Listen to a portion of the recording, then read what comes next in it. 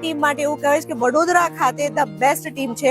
ગ્રાઉન્ડને અત્યારે જે એમને પ્રિપેર કર્યું છે it is up to the mark. છેલ્લા 8 વર્ષથી હું VNF સાથે જોડાયેલો છું. અહીંયા રમીએ છીએ અને પૂરી કમિટી અદ્ભુત રીતે કામ કરે છે.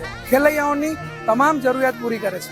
આજે આટલા વરસાદ પછી ગ્રાઉન્ડ પર હું જોઈ શકું છું કે એવી રીતના તૈયાર કર્યું છે ટીમ VNF કે જાણે વરસાદ પડ્યો જ નથી. VNF ટીમે અદ્ભુત ગ્રાઉન્ડ રેડી કર્યું છે, એની માટે હું આભારી છું.